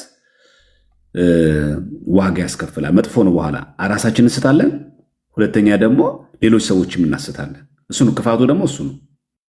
ኤኒሃው እስኪ ከአንደኛ ቆሮንቶስ ልጀምር ምዕራፍ 11። እሺ ምንድን ነው ያለን እዚህ ጋር? ለእናንተ ደግሞ አሳልፌ የሰጠሁትን እኔ ደግሞ ከጌታ ተቀብየዋለሁና። በዚህ አጋጣሚ እኛ የምናምን ይሄንን ነው። ጳውሎስ ራሱ አልሰራትም። የትኛውም ትምህርትም ሆነ የትኛውም አይነት ቃል ትእዛዝ ከማን ነው የተቀበለው? ከጌታ። ለማን አሳለፈው? ለቆሮንቶስ ክርስቲያኖች። ከዛ ወደ እኛ አለቀ። የጳውሎስ ስራ ከጌታ የተቀበለውን ነገር ማቀበል ብቻ ነው። መስራት አይቻልም፣ ማሻሻል አይቻልም። ዘሴሚስትሩ እኛ የምናደርገው ምንድን ነው? ከቅዱስ ጳውሎስ የተቀበልነውን መስራት አይቻልም፣ ማሻሻል አይቻልም። ተቀብሎ ለትውልድ ለልጆቻችን ማስተላለፍ። ሃይማኖት ማለት እንደዛ ነው። አንተ በየጊዜውማ አብዴት የምታደርገው ከሆነ በየጊዜው የምታሻሽለው ከሆነማ ምኑን ሃይማኖት ሆነ? ሞባይል ስልክ እኮ ነው የሚሆነው። ስልክ እኮ ነው የሚሆነው። በየጊዜው አፕዴት ማድረግ ይፈልጋል፣ ቨርዥን ይፈልጋል። 13 ፕሮ ማክስ 16 ፕሮ ማክስ እያለን እንሄድ ነው። ይሄ ሃይማኖት እንደዛ ደግሞ አሳልፎ የሰጠሁትን ነው የሚለው። ለእናንተ አሳልፎ የሰጠነ ከጌታ የተቀበለውን ነው የተቀበልኩትን ነው ካለ በኋላ ጌታ ኢየሱስ አልፎ የተሰጠበት በዚያች ወራት ሌሊት እንጀራን አንስቶ አመሰገነ፣ ቆርሶም እንካችሁ ብሉ፣ ይህ ስለ እናንተ የሚሆን ስጋዬ ነው፣ ይህን ለመታሰቢያ አድርጉታል። ምን ማለት መታሰቢያ ማለት? ሞቴን ትንሣኤን ትናገራላችኋል። ውን ግን ይሄ ዛለሚት አሰጥም ያለን ነው አይደለም። እንደዚሁም ይላል ከእራት በኋላ አላለቀማ ቁጥሩ። ከእራት በኋላ ጽዋውን ደግሞ አንስቶ ይህ ጽዋ በደሜ የሚሆን አዲስ ኪዳን ነው፣ በጠጣችሁም ጊዜ ሁሉ ይህን ለመታሰቢያ አድርጉት አለ። እሺ ይህን እንጀራ በበላችሁ ጊዜ ሁሉ ይህንም ጽዋ በጠጣችሁ ጊዜ ሁሉ ጌታ እስኪመጣ ድረስ ሞቱን ትናገራላችሁና። አየህ መታሰቢያ የሚለው ምኑ ነው? ትናገራላችሁ እና የሚለው ቃል ከላይ ያለው ለመታሰቢያ የሚለው ትርጉም ምን እንደሆነ ነገረን ማለት ኔክስት። ስለዚህ ሳይገባው አንድም ሳይገባው ይህን እንጀራ የበላ ወይም የጌታን ጽዋ የጠጣ ሁሉ የጌታ ስጋና ደም ዕዳ አለበት። ለምን ዕዳ ይኖርብናል? መታሰቢያ ከሆነ ሁኖስ ምን ችግር አለው? ዝም ብለን ብንቀበለው ምን ችግር አለው? ሰው ግን ራሱን ይፈትን፣ እንዲሁም ከእንጀራ ይብላ ከጽዋም ይጠጣ። ይደግመዋል። አሁንም እዚህ ጋር ሳይገባው ወይ ደግሞ ሳይገባው የሚበላና የሚጠጣ የጌታን ስጋ ስለማይለይ ለራሱ ፍርድ ይበላልና ይጠጣልና። ስለዚህ ይሄ መታሰቢያ ነው ወይስ የዘላለም ሕይወትና ፍርድም ሞትም አለበት? አማን እዚህ ጋር አሁን ይሄ ብትበሉ እንደ ኃጢአት የሚቆጠርባቸው ምክንያት ምን መሰለህ? ሳይገባ የክርስቶስን መሞት ይሄ የእግዚአብሔር ስጋውና ደግሞ የእግዚአብሔር እስከ ዘላለም እንደሞተ የምንናገርበትን ነገር ሳይገባ ብትበላ እንደ ኃጢአት ይቆጠርባል። ትክክል። ቢገባህስ? ቢገባህ በልተህማ በቃ የእግዚአብሔርን ሞት ለዘላለም እየተናገርክ ትኖራለህ። ጥሩ። ስለዚህ አሁን ማመን አለማመን ጋር ብቻ ነው ማለት ነው። እንደዛ ነው እኔ የገባኝ። ጥሩ። ቁጥር 31 ይላል እዚህ ጋር ራሳችን ብንመረምር ባልተፈረደብን ነበር ማለት ብናምን ማለቱ ነው። ሳይገባን ባንበላ። አይ ራሳችን ብንመረምር ነው የሚለው፣ ሳይገባን አይልም። ሳይገባን እዚህ ጋር ይኸው ሳይገባም እዚህ ጋር ብሏል። የጠየቅኩ እዚህ ጋር ነው። ራሳችን ብንመረምር ማለት ምን ማለት ነው? ራሳችን ንጹህ ብናረግ። አዎ አሁን ገብቶታል እኮ። አሁን የመግባት ያለመግባት ሳይሆን አንድ ሰው ንስሐ ገባ አልገባም ማለትና አምኖ አለማመን ማለት ሁለቱ ይለያያሉ አይደል? አመነ አላመነ ማለት ሳይገባው ሳይገባው ብለህ ተረጎምከው። ራሳችንን ብንመረምር ይላል። ያ ማለት ራስን ፈቶ በንጽህና ሳትሆን ንስሐ ሳትገባ ራስን ሳትመረምር ብንመረምር ባልተፈረደብን ነበር። ስለዚህ ነገር ግን በተፈረደብን ጊዜ ከዓለም ጋር እንዳንኮነ በጌታ እንገሰጻለን። ስለዚህ አንድ ሰው ራሱ መርመር በንስሐ ሕይወት ማለፍ አለበት። ስለዚህ ምኑን ለማድረግ ነው? ስጋው ደግሞ ለመቀል ማመንና አለማመን ብቻ ነው ያስቀመጠው ወይስ ንስሐ መግባትም ጭምራለሁ? ንስሐ መግባትም አለው። እስኪ ከዛ በታች ያለውን እስኪ አንብበው። ስለዚህ ወንድሞቼ ሆይ ለመብላት በተሰበሰባችሁ ጊዜ እርስ በርሳችሁ ተጠባበቁ። ማንም የራበው ቢኖር ለፍርድ እንዳትሰበሰቡ በቤቱ ይብላ። የቀረውን ነገር በመጣው ጊዜ ደነግጋለሁ። ማንኛውም ሰው መቼስ እኮ እሱ የፍቅር ማዕድ አጋፔ በሚሰበሰበት ጊዜ ሲጀመር የቅዱስ ቁርባንና የአጋፔ ሐዋርያው አብሮ ነው ጠቅሶ ብዙ ጊዜ የምናገኘው። ለምን የፍቅር ማዕድ ማለት ተሰብስበው ሐዋርያት ቆርሰው የሚመገቡት ነው። ያንን ሰዎች እየራቡ ሰዎች እየተጠሙ ያን አጋፔ ማድረግ አይቻልም ለማለት ነው። አሁን እዚህ ጋር ይህንን የፍቅር ማዕድንና እዚህ ጋር የጌታ ስጋ የጌታ ጽዋ ከጌታ ጽዋ ብሎ የሚናገረው ምኑን ነው? የፍቅር ማዕድ አጋፔና የጌታ ስጋና ደም አንድ አይነት ነው ወንድሜ? የጌታ ጽዋ የጌታ ስጋ እና አጋፔ ምግቡ አንድ አይነት ነው? አይመስለኝም። አይደለም። አዎ አይመስለኝም። እችን ቃል ባትጠቀማት ፕሊስ፣ በእናትህ በተቻለ መጠን አማን እንዳልሳሳት እንዴ እንደመሰለኝ እንደ ቤተክርስቲያን ነው መናገር ያለብህ። እንደዛ ከሆነ ይኸውልህ አማን መናገር ያለብህ እንደ ቤተክርስቲያን ትምህርት ነው እንጂ እንደ ራስህ አይደለም። ስትናገር ሁሉ ጊዜ መናገር ያለብህ እንደ ቤተክርስቲያን ትምህርት መናገር አለብህ። አለበለዚያ የግል ምልከታ ነው የሚሆነው። ያ ደግሞ ያጠፋል። አየህ፣ ለዚህ ነው ጥንቃቄ ማድረግ የሚገባው። እሺ ወደ ጌታ እንምጣ። ይህ ሰው ስጋውን ልንበላው ይሰጠን ዘንድ እንዴት ይችላል ብለው እርስ በርሳቸው ተከራከሩ። ስለዚህም ኢየሱስ እንዲህ አላቸው፣ እውነት እውነት እላችኋለሁ የወልደ እጓለ እመሕያውን የሰው ልጅን ስጋ ካልበላችሁ ደሙንም ካልጠጣችሁ በራሳችሁ ሕይወት የላችሁ። ሕይወት ማለት የዘላለም ሕይወት ነው አይደለም? ስለዚህ ስጋው ደሙን ስንቀበል የዘላለም ሕይወት እናገኛለን ሳናገኝም? ከዛ በታች ያለውን ቀጥል። ምን እንዳላችሁ እናገኛለን አናገኝም? እዚህ ጋር እጨርሰዋለሁ።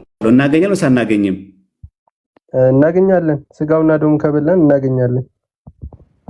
እሺ ስጋዬን የሚበላ ደሜንም የሚጠጣ የዘላለም ሕይወት አለው፣ እኔም በመጨረሻው ቀን አስነሳዋለሁ። ስጋዬ እውነተኛ መብል ደሜም እውነተኛ መጠጥ ነውና ስጋዬን የሚበላ ደሜን የሚጠጣ በእኔ ይኖራል፣ እኔም በእርሱ እኖራለሁ። ሕያው አብ እንደላከኝ እኔም ከአብ የተነሳ ሕያው እንደሆንሁ እንዲሁ የሚበላኝ ደግሞ ከእኔ የተነሳ ሕያው ይሆናል። ከሰማይ የወረደ እንጀራ ጥያቄ አለ እዚህ ጋር? አይ ትክክል ነው፣ ቀጥል። ከሰማይ የወረደ እንጀራ ይህ ነው፣ አባቶቻችሁ መና በልተው እንደሞቱ አይደለም። ይህን እንጀራ የሚበላ የዘላለም ሕይወት ይኖራል። በቅፍርናሆም ሲያስተምር ይህንን በምኩራብ አለ። እሺ ምነው ጥያቄ እዚህ ጋር? ከዛ ደቀ መዛሙርቱ ተጨነቁ ይላል። ይሄ ይህን ንግግር ሲሰሙ ተጨነቁ። ኢየሱስም ደቀ መዛሙርቱን ስለዚህ እንዳንጎራጎሩ በልቡ አውቁ አላቸው፣ ይህ ያሰናክላችኋልን? እንግዲህ የሰው ልጅን አስቀድሞ ወደ ነበረበት ሲወጣ ብታዩት እንዴት ይሆናል? ሕይወት የሚሰጥ መንፈስ ነው፣ ስጋ ምንም አይጠቅምም። እኔ ነገርኳችሁ ቃል መንፈስ ነው ሕይወትም ነው። ምን ማለቱ ነው? ስለዚህ ክርስቶስ እያወራ ያለው ስጋውና ደሙ ስለ ቃሉ ነው። እንደሱ አይደል? ስለ ቃሌ ነው አላለም። እዚህ ጋር የሚለው ቃል እሱ እንደሱ አይደለም። ምንድነው የዚህ ትርጉሙ? በደንብ ስማው። እዚህ ጋር ዲያቆን ይቅርታና ስጋ ምንም አይጠቅም። እዚህ ጋር ስጋ የተባለው ምንድነው? አማን አይጠቅም የተባለው ስጋ ምንድነው? እዚህ ጋር ስጋማ ስጋ እኔ እንጃ። ስጋማ ስጋ ነው። እየመረጥክ መሆን የለበትማ። ተርጉሟ ታዲያ ስጋ ምንም አይጠቅም ብሏል ጌታ። የትኛውን ስጋ ነው አይጠቅም? የሰው ልጅ ስጋ ስለ ራሱ ስጋውን አይጠቅም ያለው ከላይ ከቀጠን እንደዛ መሰለኝ። ንግግሩ ሲያስጨንቃቸው የሰው ልጅ ስጋ የጌታ ስጋ አይጠቅምም። እኔ እንደዛ ነው የመሰለኝ። የጌታ ስጋ አይጠቅምም የመሰለኝ ሳይሆን እንድታስተውለው አንተ ራስህ አእምሮን ተጠቀም እንጂ የጌታ ስጋ አይጠቅምም። እዚህ ጋር እያለው ያለው ስጋ እሺ፣ እስኪ አስረዳኝ። የማን ስጋ ነው እያወራ ያለው? አንተ ተርጉሞ መጀመሪያ። ምክንያቱም አሁን በራስ እየተረጎምክ ስለሆነ አስተውለ ተርጉም። የጌታ ስጋ አይጠቅምም እያልክ ነው አንተ። የጌታ ስጋ አይጠቅምም ወይ ነው እየጠየኩ ያለሁት። እኔ እንደመሰለኝ አልኩ። እኔ ደግሞ እዚህ ጋር እያወራ ያለው ስለ ራሱ ስጋ ስለሆነ ስጋ አይጠቅምም ብለዋል። ስለዚህ እኮ የራሱ ስጋ ነው አይጠቅምም ያለው። ለድህነታቸው የክርስቶስ ስጋ አይጠቅምም ሊሆን ይችላል። አይጠቅምም ብለህ ታምናለህ አንተ? ቆይ አንዴ፣ አይጠቅምም ብለህ ታምናለህ አንተ? በምን አስፔክት ነው አይጠቅምም የምንለው? እስኪ አንተ በምትለው አንተ በል። እኔ አልልም። እኔ ኦርቶዶክስማ እንደዛ አትልም። አንተ ግን የመሰለህን ስታወራ ግን ንገረኝ፣ ፖይንትን አስቀምጥ። ምክንያቱም እንድንረዳ። ፖይንቴን አስቀምጥ። ጥሩ። የጌታ ስጋ አይጠቅምም ብለህ ታምናለህ? መጀመሪያ አቋምህን ንገረኝ። የጌታ ስጋ አይጠቅምም። ይጠቅማል እንጂ የጌታ ስጋ ይጠቅማል። ግን እዚህ ጋር እያወራ አይጠቅምም ያለው ጌታ እዚህ ጋር ምንድን ነው? ስለ ድህነታችን ብሉ የተባለው ስጋውና ደግሞ ይሄ ስጋ አይደለም፣ የክርስቶስ ስጋ አይጠቅምም አይደለም ድህነትን። ልቀጥል አንድ ጊዜ እያቆራረጥከኝ ሐሳብ እየተቆራረጠ ነው። ሶሪ እሺ እዚህ ጋር እያወራው ያለው እነሱ ሲጨነቁ የሰው ልጅ ስጋ እንዴት ይበላል ብለው ሲጨነቁ ምንድነው ያለው? የሰው ልጅ ስጋ ጥቅም የለውም፣ የሚያድነው ስለ መንፈስ ነው፣ መንፈስ ህይወት ነው ብለዋል። የሰው ልጅ ተባለ ማን ነው እዚህ ጋር? ክርስቶስ። የክርስቶስ ስጋ ጥቅም የለውም እያልክ ነው? እንደዛ ብሎ ተጽፏል። የሰው ልጅ ሳን ኦፍ ሜን የተባለው ክርስቶስ ነው እኮ። ስለዚህ ጥቅም የለውም ብለህ ነው ወይ የምታምነው? አቋምን ግልጽ አድርገው እንደማይዞ እንደተጻፈው እንደዛ ብዬ ነው እያሰብኩ ያለሁት። ስለዚህ የክርስቶስ ስጋ አይጠቅምም ብለህ ታምናለህ? እዚህ ፖይንት ላይ ስለ ድህነታችን የኛ ድህነትን የሚያድነው የክርስቶስ ስጋው ሳይሆን የክርስቶስ ቃሉ ነው። አሃ ጥሩ ዲያቆን፣ በቃ ያው በደንብ አሁን ተረድተናል ብዬ አስባለሁ። ችግሩ አንተ እየተቸገርክ ያለኸው በራስ እየተረጎምክ ነው። በራስ ሲጀመር ስጋ የሚለው እዚህ ጋር ራሱ ኮንሰፕቱ አልገባም። አውቄን የጠየቅኩ ምክንያቱም በራስን እየተረጎምክ እንደሆንክ በኋላ ላይ ስህተት እንድታየው ፈልጌ ነው። ትልቅ ክህደት የተናገርከው ባይዘወይ ጴንጤም እንደዛ ያምንም ባይዘወይ እዚህ ጋር ስጋ የተባለው የክርስቶስ ስጋ አይጠቅም እየተባለ አይደለም ብሎ እንኳን ጴንጤ እንኳን ኦርቶዶክስ ያልሆነ ሰው እንኳን ይሄን አያምንም። ሰው በራስ መተርጎም ብዙ ክህደት ውስጥ እየከተተክ ነው ወንድም አለም። እና አሁን ትርጉም በደንብ ረጋ ብለህ ከአውዱ አንጻር እንዴት ጌታ ምን እያለ እንደሆነ አስተውለ ስማ። ዲያቆን ይቀጥሉ። እኔ ለዚህ መድኃኒት ኢዮብ ስለሆነ አይቋረ ኢዮብ አለ እንደዚያ በደንብ አድርጎ እንትን ስላለ ኢዮብ እንኳን ደህና መጣ። እንኳን ደህና ቆያችሁኝ። እንዴት አላችሁ? እግዚአብሔር ይመስገን ደህና ነን። ኢዮብ ሰምተዋል አይደለ? አዎ አሁን የዮሐንስ ላይ ምንም አይጠቅምም የሚለው የጌታ ስጋ ነው ሲል ሰምቼ እንደው ስላስገረመኝ ነው የገባሁት ራሱ። እስቲ አናግረው እስቲ ኢዮብ ትንሽ እስቲ ሄድበት እስቲ ትንሽ አይ ቲንክ ይመስለኛል ከእንትኖች ጋር እየዋለ መሰለኝ ከታድሶች ጋር ለዛ ይመስለኛል አይ ቲንክ እንጂ ሰንበት ተማሪ ነበረ ጎበዝ ማይጨው ላይ ይማር ነበር። እሺ እስቲ ትንሽ ሄድበት እስቲ። እሺ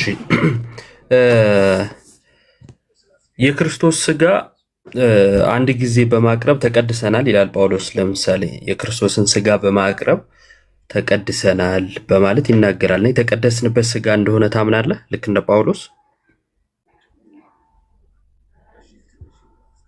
የተቀደስንበት ስጋ ታዲያ አሁን ለምን አይጠቅምም?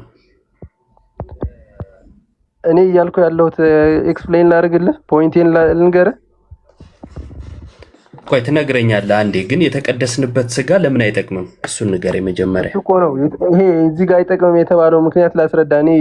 እኔ ያሰብኩትን ነገር ልንገርህ ነው እያልኩ ያለሁት። እሺ እዚህ ጋር ተጽፎ ያለው እነሱ የሰው ልጅ ስጋዬና ደሜ ባትበሉ አትድኑም ሲል እነሱ የተጨነቁት እንዴት የሰው ስጋ ይበላል ሲሉ ክርስቶስ የነገራቸው ምንድነው? ስጋ አይደለም የሚያድነው መንፈሱ ነው። ስለዚህ እዚህ ጋር እያወራው ያለው ለድህነታችሁ ይሄ ስጋው አይደለም፣ ስጋ ስለበላችሁ አይደለም የምትድኑት ቃሉ ስለበላችሁ ነው እኔ እንደገባኝ ማለት ነው። የቱ ጋር ነው ቃሉን ትበላላችሁ የሚለው? የእግዚአብሔር ቃል ማለት ነው። የክርስቶስን መንፈስ የምትበላ ከሆነ እኮ የእግዚአብሔርን ቃል አድረዋል ማለት ነው። የቱ ጋር ነው የሚለው? ህይወት የሚሰጠው መንፈስ ነው ሳይሆን እዚህ ጋር እንቀጥል። ቆይ እሺ፣ ህይወት የሚሰጠው መንፈስ ነው፣ ስጋ ምንም አይጠቅም። እኔ የነገርኳችሁን ቃል መንፈስ ነው ህይወትም ነው ይላል። ስለዚህ አንተ የምትበላው የእግዚአብሔር ቃል ነው። ቆይ አንዴ ከተጻፈው አላልፍም። እኔ አሁን ከተጻፈው ስለማላልፍ ቃሉን ትበላላችሁ የተባለበትን ቦታ ብቻ ጠቁመኝ፣ ቁጥሩን ንገረኝ። ቁጥር ስንት ላይ ነው የሚለው? ምን እያልኩ መሰለህ ዮባ? ክርስቶስ ስጋውና ያልከውን አንዴ ልትለኝ የፈለግከውን አይደለም እኔ የጠየቅኩ። አሁን አንተ ያልከውን ከዛን ጥቅስ ነው የጠየቅኩ፣ ማብራሪያ አይደለም። እያብራራህ ነበረ ሰምቻለሁ። ማብራሪያ ስታንድ ያደረኩበትን ፖይንት እስኪ አስረዳኝ። እኔ ምን አይዲያ ነው እያወራሁ ያለሁት? እስኪ አስረዳኝ። ችግር የለም እያወራ ያለውን ሰምቻለሁ። ግን አንድ የምፈልገው ነገር አለ። ቃሉን ትበላላችሁ የሚል ጥቅስ አንድ የጠቁመኝ። ከዛን ያልከውንም እኔ ማለት የምፈልገውን የራሴንም አብራራለሁ። ግን ጥቅሱን አንዴ ንገረኝ። ወርድ ባይ ወርድ አይደለም እኮ አለ እያልኩ ልቀጥል። የለም እሺ፣ አሁን በቃ የለም አልከኝ፣ ቃል በቃል የለም አልከኝ አይደል? አዎ አይደል ወንድሜ? በቃ ስለዚህ ስማኝ አሁን። እሺ አባቶቻችሁ በምድረ በዳ መና በሉ ሞቱ። ሰው ከእርሱ በልቶ እንዳይሞት ከሰማይ አሁን የወረደ እንጀራ ይህ ነው አለ። ከሰማይ የወረደ ሕያው እንጀራ እኔ ነኝ። ሰው ከዚህ እንጀራ ቢበላ ለዘላለም ይኖራል። እኔም ስለ ዓለም የምሰጠው እንጀራ ስጋዬ ነው አለ። ምኔ ነው አለ? ስጋዬ ነው። አማን ስጋዬ ነው አለ። በጣም ጥሩ። ስለ ዓለም የተሰጠው ያ እንጀራ የሚበላው እንጀራ ስጋው እንደሆነ ታምናለህ?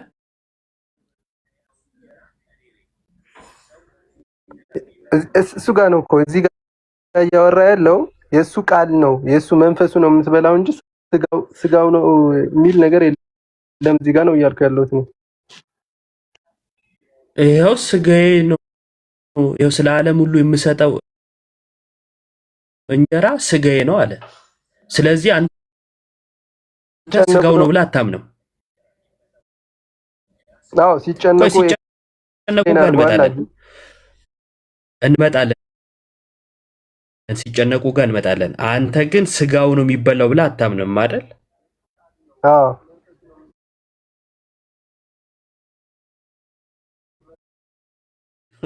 ለምን? እኔና ቴዲ የምናውቀው ነገር አለ። ያው አሁን ይቀርጻል እንጂ አይለቅም ሊል ነው።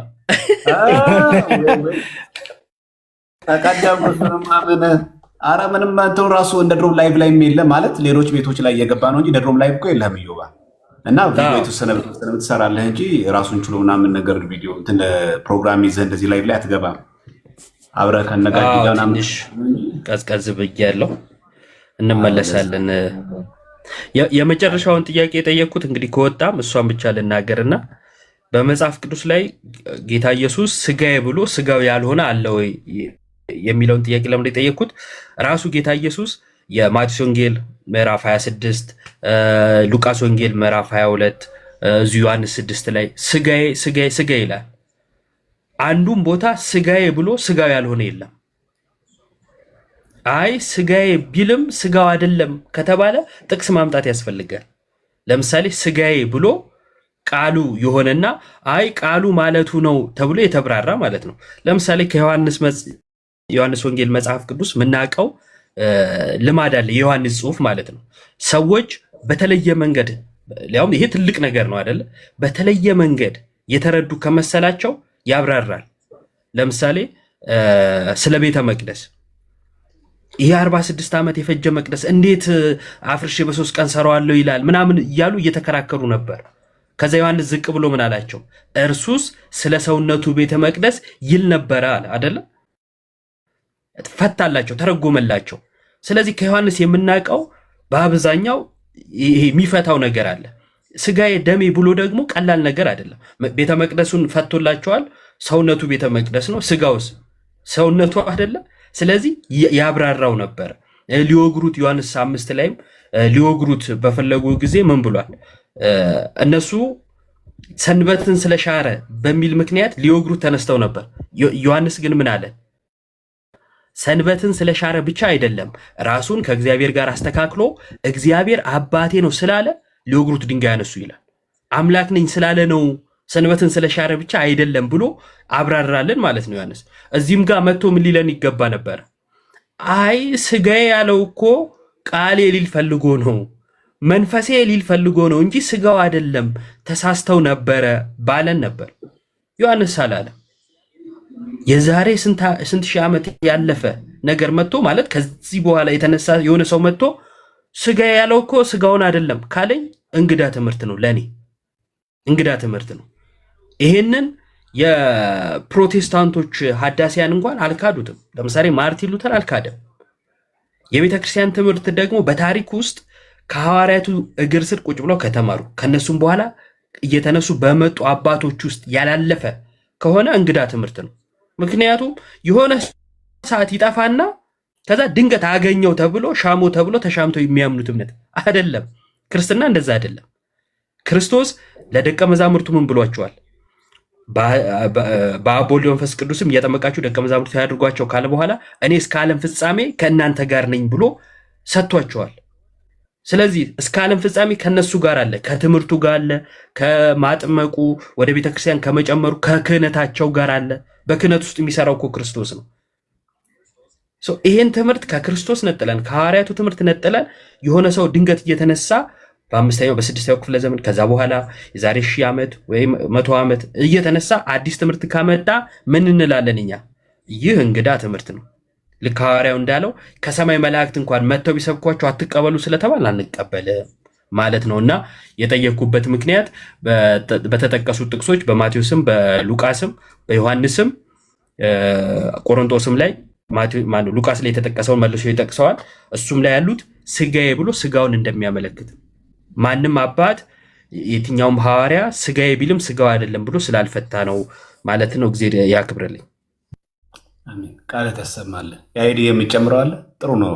አይ ቲንክ ኔትወርክ ይመስለኛል ቢኖር ልጁ ጥሩ ነበረ። ዮባ እግዚአብሔር ይስጥልን፣ ቃል ያሰማልን፣ ፖድካስትን ያስፋልን፣ ርስት አድርጎ ያስፋል በደንብ ፖድካስት ዮባን እሱ ነው ያለ እኔ ላለው ደግሞ አለው የዮባን ፖድካስት ያስፋልን። እየተቀረጹ የተቀመጡ ካሉ የሚለቀቁልን የምትለቅበትን ጣቶችን እግዚአብሔር ያበርታልን። እኔ ይሄ መታሰቢያ የሚለው ላይ ሀሳብ ልስጥ። መታሰቢያ የሚለው ክፍል ላይ ብዙ ጊዜ ይጠቀሳል እና ወንድማችን በነገራችን ላይ ኦርቶዶክሳዊ ወንድማችን ከሆንክ እናግዛሃለን። ህብረትህን ከኦርቶዶክሳዊ ወንድሞች ጋር አድርግ። ኦርቶዶክሳዊ ትምህርት መሰረት ከሌለን ማንም ሰው እየመጣ እንደፈለገ ጭንቅላታችን ላይ ያጫወትብናል። ስለዚህ በተቻላችሁ መጠን ከዚህ ወንድማችን የምንማሩ አንደኛ ህብረታችሁን ማወቅ፣ ከማን ምን እንደምትሰሙ ማወቅ። የለበሰ የጠመጠመው ሁሉ በአሁን ሰዓት ቄስ ነኝ፣ ዲያቆን ነኝ፣ ጳጳስ ነኝ ምንን ቢለን ከአፉ በሚወጣው ትምህርትና ከአንደበቱ በሚመሰክራቸው ትምህርቶች ኦርቶዶክሳዊ ሰው ነው ወይስ አይደለም የሚለውን መለየት መያዝ እንችላለን። ምክንያቱም የፈለገ ቢሆን ተኩላ የበግ ለምድ ቢለብስ እንደ ተኩላ ነው የሚጮህ፣ እንደ በግ አይጮህም። ከላይ በግ ሊመስል ይችላል፣ ድምፅ ግን ሲያወጣ ግን የተኩላ ነው የሚወጣው። አለቀ። አንድ ክህደት በውስጡ የተሞላ ሰው፣ የክህደት እምነት ውስጥ ያለ ሰው በኦርቶዶክሳዊ ትምህርት ኦርቶዶክሳዊ ነኝ ብሎ ክሌም ቢያደርግ አንደበቱ ሲከፈት ግን ኦርቶዶክሳዊ ትምህርት ከሌለ ልትመዝኑ ልትነቁ ይገባል። ስለዚህ ወንድማችን በተሳሳተ መልኩ ቆመ ከሆነ ራስን ቆም ብለህ ፈትሽ። ይኸው ወንድሞች አለን። እኛ ደግሞ ማናቆን ደግሞ አባቶቻችን ጠይቀን እኔም አንተም ሁላችንን ተሰብስበን እንማማራለን። ስለዚህ ህብረትህን አጠንክር። እዚህ እየመጣ ፕሊዝ አዲስ አበባ እኔም ብልሃል። ኢዮባንም ቢሆን አግኝ፣ ዲያቆን ዘማርያም ቢሆን አግኝ። እኔ ኢትዮጵያ በሆን አገኝ ነበረ። ምክንያቱም እንደዚህ ብዙ የምትሸወዱ ስላላችሁ ማለት ነው። ፕሊዝ ወንድማችን እንወድሃለን፣ እንፈልግሃለን። እናና በደንብ እንማማራለን። እሺ አትጥፋብን። መታሰቢያ የሚለው ላይ ጥቂት ሀሳብ ልስጥ። ዲያቆን መታሰቢያ የሚለው በመጽሐፍ ቅዱሳችን መታሰቢያ ማለት የጌታ ስጋና ደም ማለት አይደለም ብለው ብዙ ጊዜ ብዙ ሰው ሲያታልሉ ሰማለሁ። በዚህ በዕብራውያን መልእክቱ ቅዱስ ጳውሎስ ዕብራውያን መልእክቱ ላይ ዕብራውያን 10:3 ላይ እንዲህ የሚል ቃል እናገኛለን። ዕብራውያን 10:3 ላይ ሕጉ ሊመጣ ያለው የበጎ ነገር እውነተኛ አምሳል ሳይሆን የነገሩ ጥላ አለውና፣ ስለዚህም በየዓመቱ ዘወትር በሚያቀርቡበት በዚያ መስዋዕት የሚቀርቡትን ሊፈጽም ከቶ አይችልማልና፣ እንደዚህማ ባይሆን የሚያመልኩት አንድ ጊዜ ነጽተው ከዚያ በኋላ በሕሊናቸው ኃጢአት ስላላወቁ ማቅረብን በተዉ አልነበረምን አለና፣ ነገር ግን በዚያ መስዋዕት በየዓመቱ የኃጢአት መታሰቢያ አለ ይላል። በየዓመቱ ምን አለ? የኃጢአት መታሰቢያ አለ። ኦኬ። የብሉይ ኪዳን መስዋዕት እንኳን ለኃጢአት መታሰቢያ ይቀርባል። ስለዚህ መታሰቢያ ስለሆነ የውሸት ነው ማለት ነው ዲያቆን? መታሰቢያ ስለሆነ በቃ ዝም ብሎ ምሳሌያዊ ነው ማለት ነው? የሚቀርብ ነገር የለም።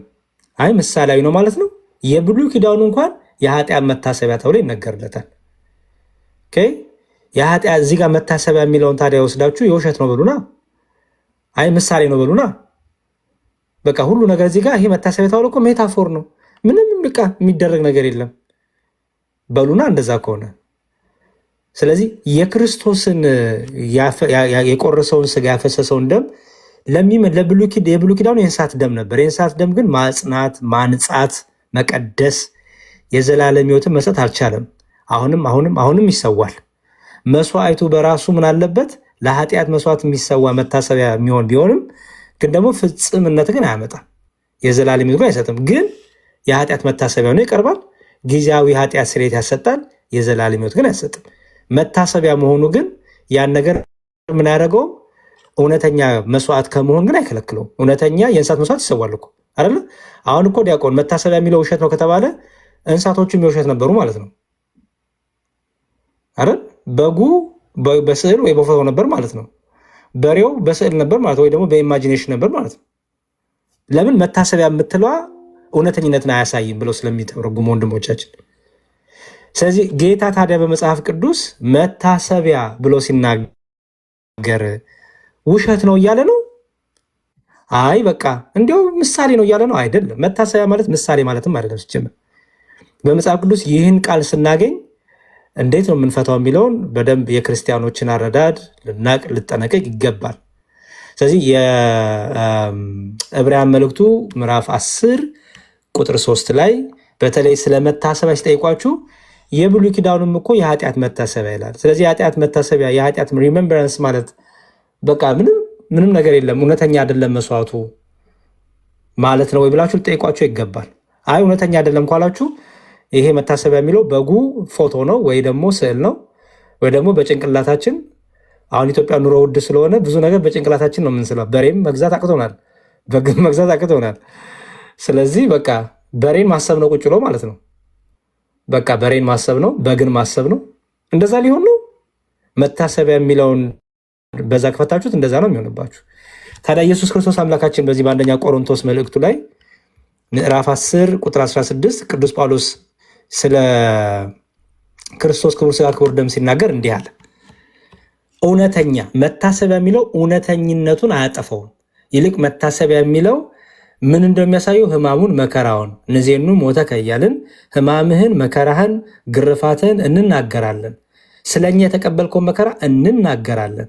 ይህንን ደግሞ እየተናገርን በእንባ በመንቀጥቀጥ በፍርሃት በንስሐ ልብ ሆነን ዲያቆኑ ይህ የክርስቶስ ዝውዕቱ ይሄ የክርስቶስ እውነተኛ ደሙ ነው ማን ነው ካህኑም ይሄም የክርስቶስ እውነተኛ ስጋው ነው እያሉ ሲሰጡ ተቀባዩም አሜን በእውነት ይህ እውነተኛ የጌታ ስጋ ነው፣ ይህ እውነተኛ የጌታ ደም ነው እያለ ይበላል ጠጣል። ለምንድን ነው ምን ብንል አንደኛ ቆሮንቶስ ምዕራፍ 10 ቁጥር 16 እንዲላል የምንባርከው የበረከት ጽዋ ከክርስቶስ ደም ጋር ህብረት ያለው አይደለምን ይላል። የምንቆርሰውስ እንጀራ ከክርስቶስ ስጋ ጋር ህብረት ያለው አይደለም